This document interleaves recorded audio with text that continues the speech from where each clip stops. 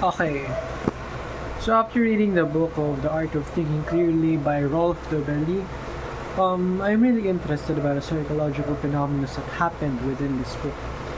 And one thing that really catches my attention that I think is the most practical that we are in today that also ties in numerous philosophical ideas is the paradox of choice. In the society we live in today, especially in the age of consumerism, capitalism, and the internet, there is an unlimited selection of everything that you may think of. Maybe products, maybe videos, even partners. You can see it on Tinder. There are a lot of selection. And with such a broad selection,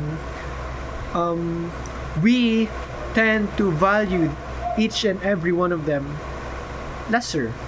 Thus, we are not content easily by one thing because you always compare it with the broad selection we have in today. Especially here in the age of the internet where you see everything that is happening in other people's lives. For example, you have this, you bought this laptop, and you are really proud of it. But there are other people who got better laptops and you are jealous of them. Like, why don't I have that laptop? By having a broad selection of things, you compare yourself to things that you already have, and you are just not content with it. And with that endless comparison to things, you lessen your contentment when it comes to having the things that you really want. And this paradox of choice, it is something that undermines what we are really part of, what we are really meant to feel or think. Because in the past, such a broad selection is never possible. The age of, like, say 1,000 years ago, the things that you can pick isn't so broad. And now that we've reached this point,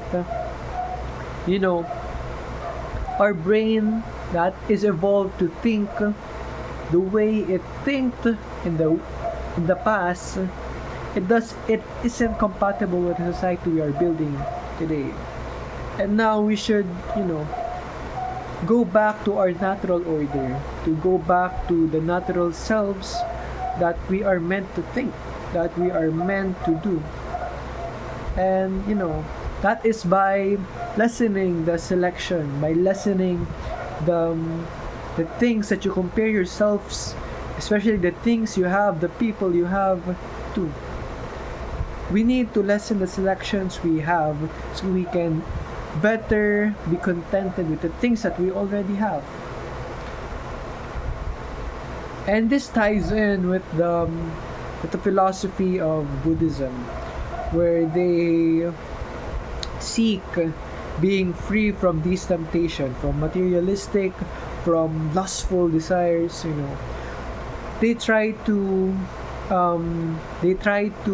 separate themselves from these earthly desires so they can reach nirvana or contentment. And we can do the same by seeking solitude.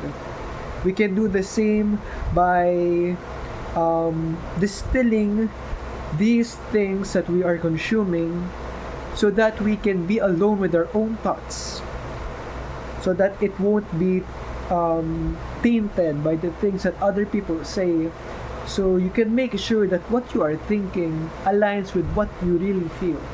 And you can only do that by separating yourself from such social media, from such sayings.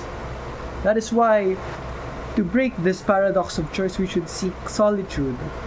We should seek a detox from all these things so you can truly value the things that you already have. And that is really interesting. And that is just the many things, the many cognitive biases that we have that I find really helpful when it comes to thinking clearly, as the book tends to suggest. I really like the idea of the the sunk cost fallacy, the bandwagon fallacy, the halo effect, social loathing, groupthink, confirmation bias, aversion, those things. It really means a lot to me. And now that I look back, I see the value in being well read. Well, I'm still not well read, but I'm getting there now. The habit of reading, it really enriches my mind in things that I haven't done in the past.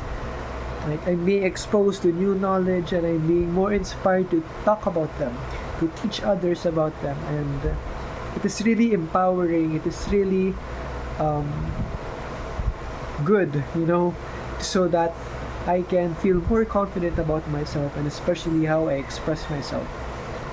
And on that note, I really need to express myself better, to train myself, to talk about the things that I'm really passionate about, especially the things that I am reading, so that I can share more about what I am learning to the world, and by spreading my teachings to the world, I'll be able to, no matter how small, leave an impact on people that I don't know, or maybe people that I know.